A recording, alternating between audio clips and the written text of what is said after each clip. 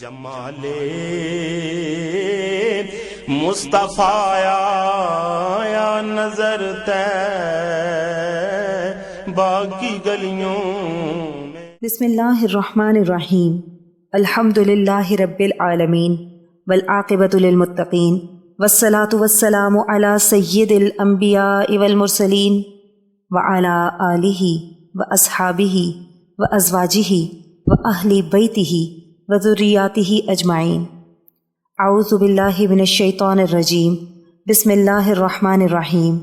ان اللہ وملائکتہ یصلون علی النبی یا ایہا الذین آمنوا صلوا علیہ وسلموا تسلیما۔ اللہم صلی علی محمد النبی الامی وعلی آلہ وسلم۔ بسم اللہ الرحمن الرحیم۔ رب اشرح لی صدری ویسر لی امری واحلل عقدۃ من لسانی یفقہوا قولی۔ بسم اللہ الرحمن الرحیم۔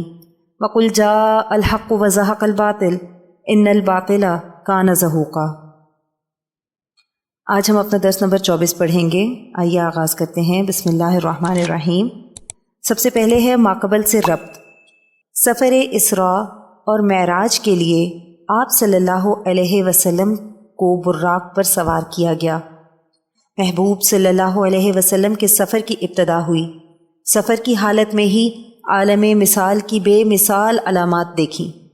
اس سفر میں جو واقعات آپ کو دکھائے گئے وہ عروج سما سے پہلے کے واقعات ہیں، اس لیے کہ روایات میں ان واقعات کا ذکر براق پر سوار ہونے کے بعد متصلاً اور مسجد اقصیٰ میں پہنچنے سے پہلے آیا ہے۔ اس کے بعد ہے نزول اقدس در بیت المقدس۔ غرض اس شان سے حضور صلی اللہ علیہ وسلم کی سواری بیت المقدس پہنچی۔ فرماتے ہیں نزل بالجبرائیل، جبرائیل علیہ السلام مجھے لے کر اس براق سے اترے اور پتھر کی ایک چٹان تھی اس کی طرف گئے، اور جبرائیل علیہ السلام نے اپنی انگلی سے اشارہ کیا تو اس پتھر میں سوراخ ہو گیا۔ انہوں نے اس براق کی رسی کو اس سوراخ میں ڈال کر پتھر سے باندھ دیا۔ براق کو باہر باندھنا، اسی سے توکل کا مسئلہ مستنبط ہو جاتا ہے۔ توکل کیا ہے؟ توکل یہ نہیں کہ ہم اللہ کے گھر بیٹھے ہیں اور سواری کو جنگل میں ایسے ہی چھوڑ دیں کہ اللہ پر توکل ہے۔ توکل یہ ہے کہ باہر سواری کو اچھی طرح باندھو، پھر توکل کرو کہ اللہ اب اس کی حفاظت فرمائیں گے۔ محنت کرو، کمانے کی فکر کرو، پھر اس کمائی اور محنت پر بھروسہ نہ کرو۔ بھروسہ صرف اور صرف اللہ کی ذات پر ہو کہ اس محنت کا صلہ اللہ سبحانہ و تعالی دیں گے۔ پھر ہے آپ صلی اللہ علیہ وسلم کے سامنے 3 پیالے لائے گئے۔ Next heading. آپ صلی اللہ علیہ وسلم فرماتے ہیں کہ میرے سامنے 3 برتن لائے گئے۔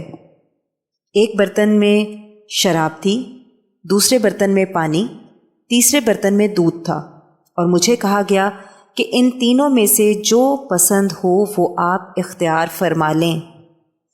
آپ صلی اللہ علیہ وسلم فرماتے ہیں کہ میں نے دودھ کو لینا پسند کیا۔ جبرائیل علیہ السلام بڑے خوش ہوئے اور عرض کی کہ حضور صلی اللہ علیہ وسلم آپ کو مبارک ہو، آپ نے تو عین فطرت کو اختیار کیا ہے، کیونکہ اگر آپ شراب پسند کرتے تو آپ کی امت گمراہ ہو جاتی، لیکن آپ نے دودھ کو پسند فرمایا، کیونکہ دودھ وہ چیز ہے کہ اللہ نے خود بندے کے لیے پسند فرمایا ہے۔ جیسے ہر بچہ فطرت پر پیدا ہوتا ہے اور اس کی فطرتی غذا دودھ ہی ہے جو ماں کے بدن سے اس کو ملتا ہے۔ نیکسٹ ہیڈنگ ہے مسجد اقصیٰ میں تحیۃ المسجد کی ادائیگی۔ حضرت ابو سعید خدری رضی اللہ تعالی عنہ کی روایت ہے کہ آپ صلی اللہ علیہ وسلم نے فرمایا میں اور جبرائیل دونوں مسجد اقصیٰ میں داخل ہوئے اور ہم دونوں نے 2 رکعت نماز پڑھی۔ بیت المقدس میں اذان۔ کچھ دیر نہ گزری تھی کہ بہت سے لوگ مسجد اقصیٰ میں جمع ہو گئے۔ بعض روایات میں ہے کہ مسجد پہلے سے بھری ہوئی تھی، پھر وہاں اذان دی گئی۔ یہ وہی اذان تھی جو آج کل دی جاتی ہے۔ مسجد اقصیٰ میں اذان حضور صلی اللہ علیہ وسلم کے سامنے دی گئی تاکہ اس کی تعلیم صحابہ کو دی جا سکے۔ اذان کی آواز آئی، اللہ اکبر اللہ اکبر، اللہ سبحانہ و تعالی نے فرمایا صدق عبدی صدق عبدی، میرے بندے نے سچ کہا، میرے بندے نے سچ کہا۔ اشہد ان لا الہ الا اللہ، فرمایا صدق عبدی لا معبود غیری، میرے بندے نے سچ کہا، میرے سوا کوئی معبود نہیں۔ اشہد ان محمد الرسول اللہ، فرمایا صدق عبدی انا اصطفیتہ انا اخترتہ انا ارسلتہ، میرے بندے نے سچ کہا، اس کو میں نے چن لیا، اس کو پسند کر لیا، اس کو میں نے نبی بنا کر بھیجا۔ حی علی الصلاۃ حی علی الصلاۃ، فرمایا صدق عبدی صدق عبدی حرض عبادی، میرے بندے نے سچ کہا کہ وہ بلا رہا ہے میرے بندوں کو کہ میری طرف جلدی پہنچیں۔ علماء فرماتے ہیں جو اذان اسراء میں دی گئی، یہی اذان مدینہ منورہ میں ایک صحابی نے خواب میں دیکھی۔ آپ صلی اللہ علیہ وسلم اس اذان کو پہلے ہی سن چکے تھے، تو حضور صلی اللہ علیہ وسلم نے اسی اذان کو ثابت فرمایا اور قیامت تک یہی اذان رہے گی۔ تمام انبیاء علیہم السلام کی آمد بیت المقدس یعنی مسجد اقصیٰ میں۔ آپ صلی اللہ علیہ وسلم فرماتے ہیں کہ میں نے دیکھا کہ مسجد بھری ہوئی ہے۔ میں نے جبرائیل سے پوچھا کہ یہ کون ہیں؟ جبرائیل علیہ السلام نے عرض کی کہ حضور صلی اللہ علیہ وسلم اللہ سبحانہ و تعالی نے آپ کے استقبال کے لیے حضرت آدم علیہ السلام سے لے کر حضرت عیسیٰ علیہ السلام تک تمام انبیاء کو بھیجا ہے۔ مقام امامت انبیاء علیہم السلام۔ آپ صلی اللہ علیہ وسلم فرماتے ہیں کہ میں سوچ رہا تھا کہ آج مقام امامت کسے نصیب ہوتا ہے۔ اذان بھی ہو چکی، اقامت بھی ہو چکی۔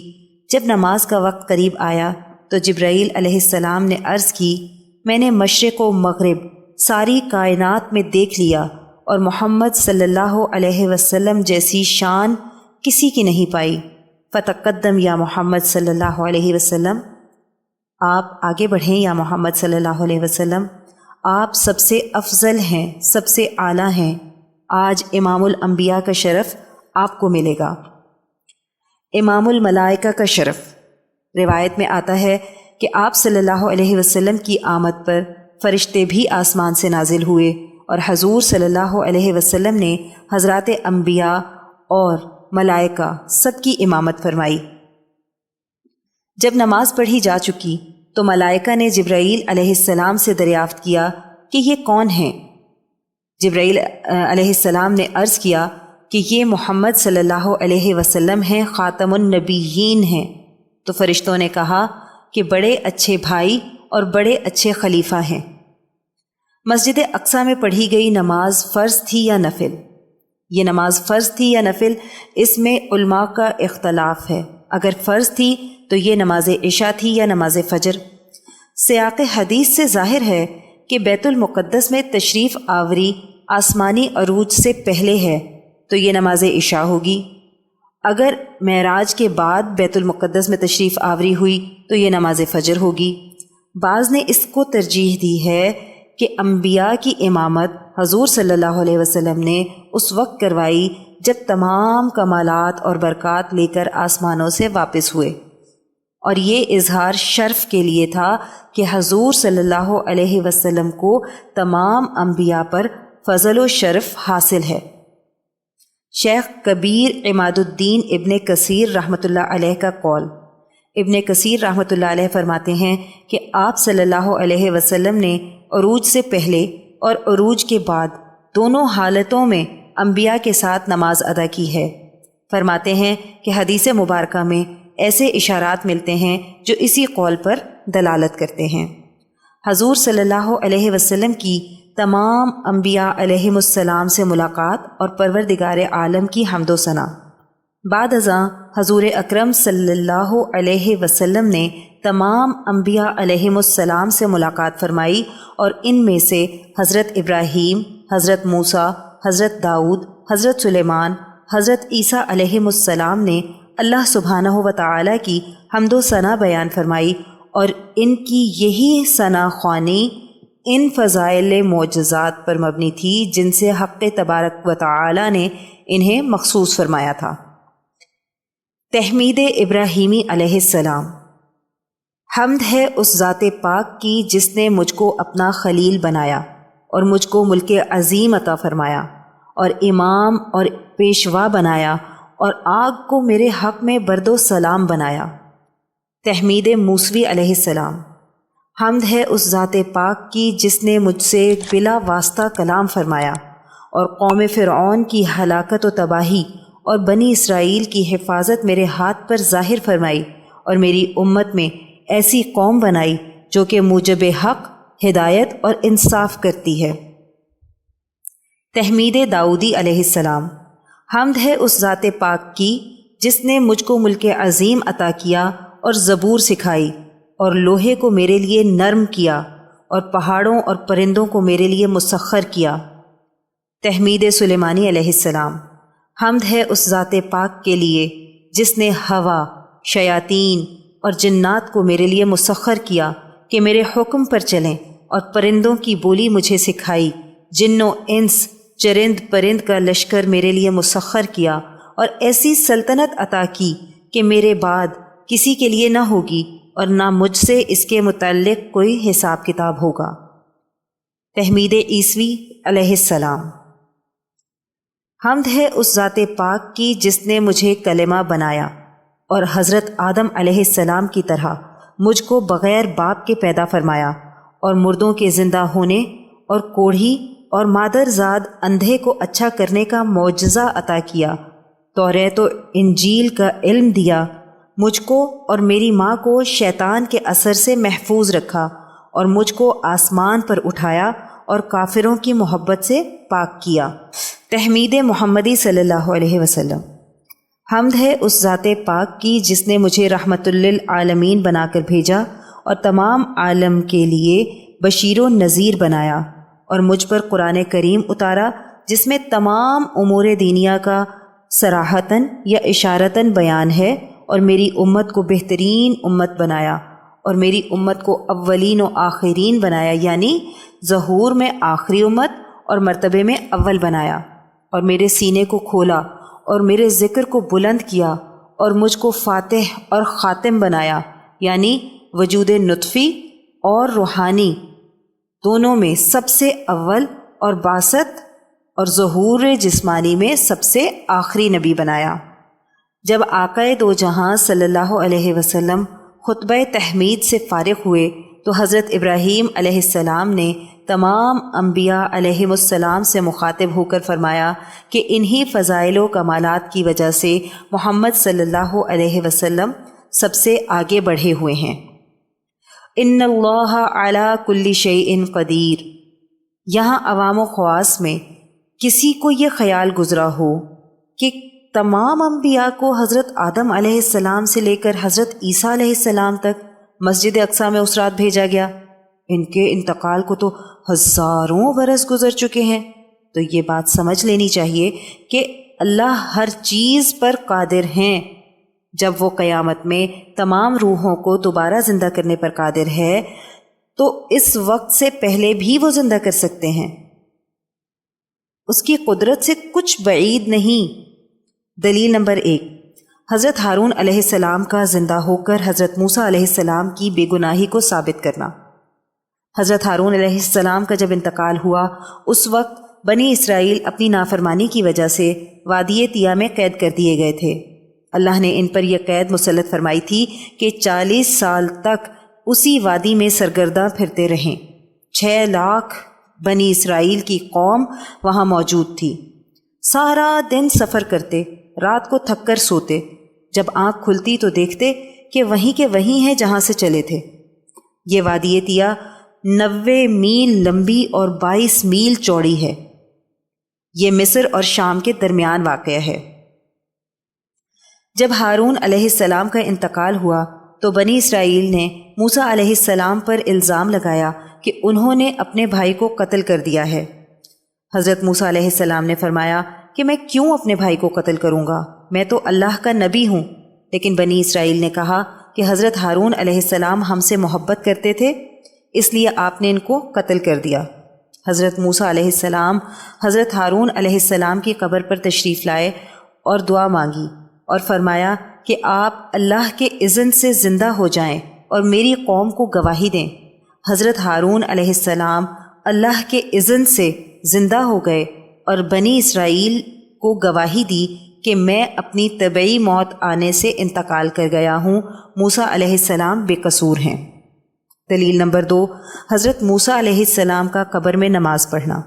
آپ صلی اللہ علیہ وسلم نے فرمایا کہ اسراء والی رات جب میں ایک جگہ سے گزرا تو میں نے دیکھا کہ موسیٰ علیہ السلام اپنی قبر میں کھڑے نماز پڑھ رہے ہیں۔ دلیل نمبر 3، آپ صلی اللہ علیہ وسلم نے دیکھا موسیٰ علیہ السلام حج کے موقع پر لبیک پڑھ رہے ہیں۔ آپ صلی اللہ علیہ وسلم نے فرمایا کہ میں نے حج کے موقع پر دیکھا کہ موسیٰ علیہ السلام ایک اونٹنی پر سوار ہیں اور کانوں میں انگلیاں ڈال کر زور زور سے لبیک اللہم لبیک لبیک لا شریک لک لبیک ان الحمد والنعمت لک والملک لا شریک لک پڑھ رہے ہیں۔ جب موسیٰ علیہ السلام اپنی قبر میں نماز پڑھ سکتے ہیں، حج کر سکتے ہیں، تو بیت المقدس میں آنا کوئی بڑی بات نہیں۔ اہل سنت والجماعت کا عقیدہ: حضرات انبیاء علیہم السلام اپنی قبور میں زندہ ہیں اور زمین پر حرام کر دیا گیا ہے کہ وہ انبیاء علیہم السلام کے جسم کو کھائے۔ عروج سماوات نیکسٹ ہیڈنگ ہے ہماری۔ سبحان الذی اسری بعبدہ لیلا من المسجد الحرام الی المسجد الاقصی الذی بارکنا، یہ سورہ بنی اسرائیل کی آیت نمبر 1 کا حوالہ دیا گیا ہے۔ قرآن پاک کی یہ واحد صورت ہے جو سبحان کے لفظ سے شروع ہو رہی ہے۔ سبحان کے لفظ میں پیغام موجود ہے کہ اللہ تعالیٰ تمہارے قوانین سے پاک ہیں۔ مادی زندگی کا قانون ہے کہ عام لباس میں کوئی خلا میں نہیں جا سکتا، یعنی اسپیس میں نہیں جا سکتا، کیونکہ ہمارے اوپر ہوا کا پریشر ہے۔ جب ہوا سے اوپر جائیں گے تو پریشر ریلیز ہوگا اور انسان پھٹ جائے گا۔ ہر مرد اور عورت کے اوپر 280 من ہوا کا پریشر ہے۔ خلا میں جانے کے لیے پریشر کو مصنوعی طور پر راکٹ میں ڈالا جاتا ہے، تب انسان اوپر جا سکتا ہے۔ لیکن سبحان کے لفظ سے یہ اشارہ ملتا ہے کہ اللہ تعالی مادی قوانین سے پاک ہیں۔ حدیث مبارکہ کا مفہوم ہے، آپ صلی اللہ علیہ وسلم نے فرمایا ثم عرج بی الی السماء، یعنی پھر مجھے آسمان کی طرف چڑھایا گیا۔ ووضعت المعراج الی الصخرہ، اور بیت المقدس کے پاس ایک چٹان کے قریب سیڑھی رکھی گئی۔ بعض روایات میں آتا ہے جنت سے زمرد اور زبرجد کی ایک سیڑھی کے ذریعے آپ معراج پر تشریف لے گئے اور سیڑھی کے دائیں بائیں ملائکہ آپ کے ہمراہ جلوس میں تھے۔ حضرت ابو سعید خدری رضی اللہ تعالی عنہ کی روایت ہے کہ آپ صلی اللہ علیہ وسلم نے فرمایا کہ ایک سیڑھی لائی گئی، اس سے بہتر کوئی سیڑھی میں نے نہیں دیکھی۔ یہ وہ سیڑھی تھی کہ جس پر سے بنی آدم کی ارواح آسمان کی طرف چڑھتی ہیں۔ میرے رفیق جبرائیل نے مجھے اس سیڑھی پر چڑھایا یہاں تک کہ میں آسمان کے دروازے پر پہنچا، جس کو باب الحفظ کہتے ہیں۔ پہلے زمانے میں یہ بات سمجھنا نہایت مشکل تھا، لیکن فی زمانہ بہت آسان ہے کہ دنیا میں بلند سے بلند ترین عمارات کی تعمیر ہوتی جا رہی ہے اور ان پر چڑھنے کے لیے اتنی تیز رفتار لفٹس لگائی جاتی ہیں کہ بندہ 100-150 منزلیں 2-3 منٹ میں چڑھ جاتا ہے۔ جب بندے کی بنائی ہوئی چیز سے اتنے کم وقت میں اتنا عروج ممکن ہے تو پھر اللہ رب العزت کی سیڑھی کی کیا شان ہوگی۔ بعض کا قول ہے کہ براق بدستور مسجد اقصی کے دروازے پر بندھا رہا، آپ نے سیڑھی سے آسمان پر عروج فرمایا۔ پھر حضور صلی اللہ علیہ وسلم آسمان سے بیت المقدس میں آ کر اترے اور پھر اسی براق پر سوار ہو کر مکہ مکرمہ واپس تشریف لائے۔ اور یہ بھی ممکن ہے کہ حضور صلی اللہ علیہ وسلم براق پر سوار ہو کر اس سیڑھی پر آسمان پر تشریف لے گئے ہوں، کیونکہ یہ صورت مزید اکرام کا باعث ہے۔ سیر ملکوت اور آسمانوں میں انبیاء کرام سے ملاقات۔ پہلا آسمان۔ حضور صلی اللہ علیہ وسلم فرماتے ہیں کہ ہم پہلے آسمان پر پہنچے تو آسمان کا دروازہ بند تھا۔ اس بات سے پتہ چلا کہ آسمانوں میں دروازے ہیں۔ آسمان دنیا کے دربان نے دریافت کیا کہ جبرائیل تمہارے ساتھ کون ہیں؟ جبرائیل نے کہا کہ محمد رسول اللہ صلی اللہ علیہ وسلم ہیں۔ فرشتے نے یہ سن کر مرحبا کہا اور دروازہ کھول دیا۔ آپ صلی اللہ علیہ وسلم آسمان میں داخل ہو گئے۔ حضرت آدم علیہ السلام سے ملاقات۔ آپ صلی اللہ علیہ وسلم فرماتے ہیں کہ میں نے دیکھا کہ ایک نہایت ہی بزرگ آدمی، بہت لمبا قد۔ میں حیران کہ اتنا لمبا قد۔ جبرائیل نے کہا کہ یہ آپ کے باپ آدم علیہ السلام ہیں، ان کو سلام کیجیے۔ آپ صلی اللہ علیہ وسلم نے سلام کیا۔ آدم علیہ السلام نے جواب دیا اور فرمایا مرحبا بالابن الصالح والنبی الصالح۔ اس وقت آپ صلی اللہ علیہ وسلم نے دیکھا کہ کچھ صورتیں حضرت آدم علیہ السلام کے دائیں جانب اور کچھ صورتیں بائیں جانب۔ جب دائیں جانب نظر ڈالتے ہیں تو خوش ہوتے ہیں اور جب بائیں جانب نظر ڈالتے ہیں تو روتے ہیں۔ حضرت جبرائیل علیہ السلام نے عرض کیا کہ دائیں جانب ان کی نیک اولاد کی صورتیں ہیں، یہ اصحاب یمین اور اہل جنت میں سے ہیں، ان کو دیکھ کر خوش ہوتے ہیں، اور بائیں جانب اولاد بد کی صورتیں ہیں، یہ اصحاب شمال ہیں اور یہ اہل نار میں سے ہیں، ان کو دیکھ کر روتے ہیں۔ اس کے بعد ہے درس کے آخر میں سلسلہ ترغیب و ترہیب۔ حدیث مبارکہ کا مفہوم ہے انما الاعمال بالخواتیم، اعمال کا دار و مدار خاتمے پر ہے۔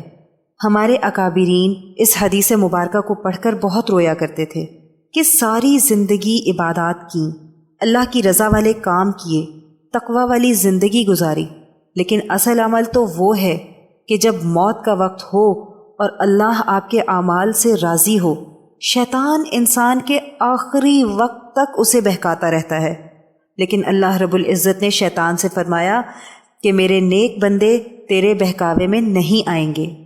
حضور صلی اللہ علیہ وسلم کا غم۔ آپ صلی اللہ علیہ وسلم اپنی امت کے لیے بہت حریص تھے کہ ہر امتی جنت میں جانے والا بن جائے۔ جب آپ صلی اللہ علیہ وسلم امت کی فکر میں روتے تو ہنڈیا کے ابلنے کی آواز آپ کے سینہ اطہر سے آتی۔ اسی امت کے درد کی وجہ سے آپ صلی اللہ علیہ وسلم نے تکلیف کو برداشت کیا۔ حدیث مبارکہ کا مفہوم ہے مجھے اتنا ستایا گیا ہے کہ اتنا کسی کو نہیں ستایا گیا۔ لوگ صبح بازار جاتے کمائی کے لیے اور آپ صلی اللہ علیہ وسلم بازار جاتے جہنم کی آگ سے لوگوں کو بچانے کے لیے۔ لوگ شام کو واپس آتے درہم و دینار لے کر اور آپ صلی اللہ علیہ وسلم واپس لوٹتے لوگوں کے تانے اور دھکے کھا کر۔ جس کو اللہ سبحانہ و تعالی نے دنیا و آخرت کی سرداری دی، جس کو اپنا حبیب بنایا، اس کو اس دین کی خاطر اتنا ستایا گیا کہ جتنا کسی اور کو نہیں ستایا گیا۔ مقام مصطفیٰ صلی اللہ علیہ وسلم، جتنی تکالیف کا سامنا آپ صلی اللہ علیہ وسلم کو کرنا پڑا، اتنا ہی بلند مقام آپ صلی اللہ علیہ وسلم کو اللہ رب العزت نے عطا فرمایا۔ نیکسٹ ہیڈنگ ہے حضرت ابراہیم علیہ السلام اللہ کے خلیل تھے، مگر آپ صلی اللہ علیہ وسلم کو انا حبیب اللہ کیسے بنایا؟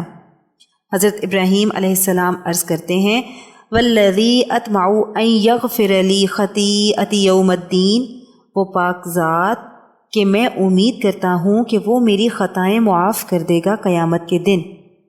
پیغمبر ہیں لیکن مقام عبدیت پر التجا کرتے ہیں کہ اللہ مجھے معاف کر دے گا، خلیل ہیں اور امید کرتا ہے الا وانا حبیب اللہ، میں تو اللہ کا حبیب ہوں۔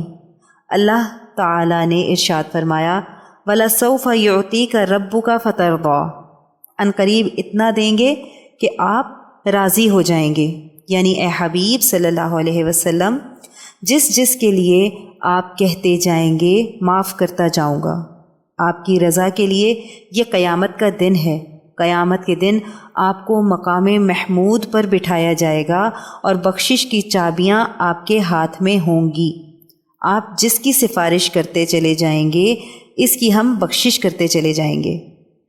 خلیل اللہ عرض کرتے ہیں وَلَا تُخْزِنِي يَوْمَ يُبْعَثُونَ، باری تعالی مجھے قیامت کے دن شرمسار نہ کرنا۔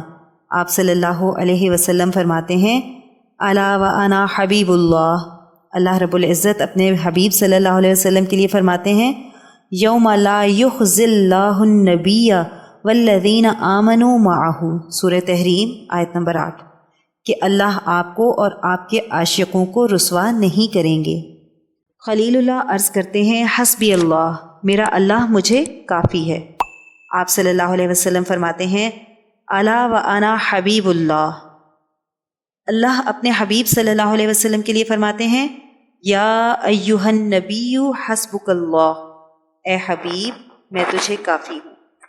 ابراہیم علیہ السلام عرض کرتے ہیں وَاجْعَلْ لِي لِسَانِي صِدْقٍ فِي الْآخِرِينَ، میرے مولا پچھلی امتوں تک میرا ذکر جاری رکھنا، اور جب حبیب صلی اللہ علیہ وسلم کی باری آتی ہے تو اللہ سبحانہ و تعالی فرماتے ہیں وَرَفَعْنَا لَكَ ذِكْرَكَ، اے حبیب آپ کا ذکر خود ہم نے بلند کر دیا ہے۔ ابراہیم خلیل اللہ فرماتے ہیں وَاجْنُبْنِي وَبَنِيَّ أَن نَّعْبُدَ الْأَصْنَامَ، اے مولا مجھے اور میری اولاد کو بتوں سے اور آلودگیوں سے پاک رکھنا۔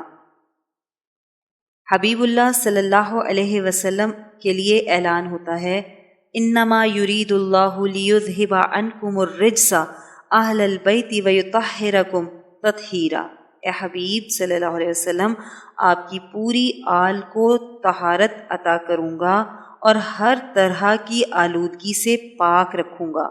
معلوم ہوا کہ تمام انبیاء علیہم السلام کے درمیان بھی حبیب صلی اللہ علیہ وسلم کا مقام اتنا محمود و بلند ہے۔ تیرا جاں فضا تکلم، تیرا دل ربا تبسم، ذرا یہ بتا دے ہمدم کوئی کیسے بھول جائے۔ یہاں پر ہمارا درس نمبر 24 مکمل ہو گیا۔ آئیے دعا کر لیتے ہیں اللہم صلی علی محمد النبی الامی وعلی آلہ وسلم۔ اے اللہ ہماری اس کوشش کو قبول فرمائیں اور اس کو ہماری بخشش کا ذریعہ بنا دیں، اور اس کو قیامت تک امت کے لیے ہدایت اور عشق نبی صلی اللہ علیہ وسلم کا ذریعہ بنا دیں۔ اے اللہ جو کچھ پڑھا سنا اس کا ثواب نبی کریم صلی اللہ علیہ وسلم کو تحفتاً، ہدیتاً، نذرانتاً، محبتاً، عقیدتاً پیش کرتے ہیں، قبول و منظور فرمائیں۔ نبی کریم صلی اللہ علیہ وسلم کی برکت سے اس کا ثواب تمام انبیاء کرام، خلفائے راشدین، امہات المؤمنین، اہل بیت اطہار، صحابہ کرام، صحابیات، بزرگان دین، اولیاء اللہ، شہداء، صدیقین، صالحین، مومنین، مومنات، مسلمین، مسلمات کو پیش کرتے ہیں، قبول و منظور فرما لیں۔ الہی اس کا ثواب سلسلہ قاسمیہ عزیزیہ نقشبندیہ کے تمام بزرگان، بالخصوص شیخ الاولیاء حضرت مولانا مہر محمد صاحب رحمۃ اللہ علیہ، شیخ الحدیث حضرت مولانا عبدالحکیم صاحب رحمۃ اللہ علیہ، اور شیخ الاسلام حضرت مولانا محمد عبدالعلیم قاسمی صاحب رحمۃ اللہ علیہ کو پہنچا دیں، اور ہمارے بزرگان کے درجات کو اور بھی زیادہ بلند فرما دیں۔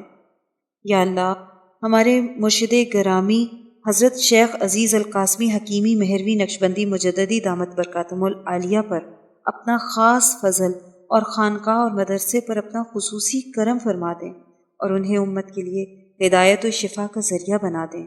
آمین بحرمت سید المرسلین صلی اللہ علیہ وسلم۔ سبحان ربک رب العزت عما یصفون وسلام علی المرسلین والحمد للہ رب العالمین۔ جدھر دیکھی اسی ماہ مبیں کی چاندنی دیکھی،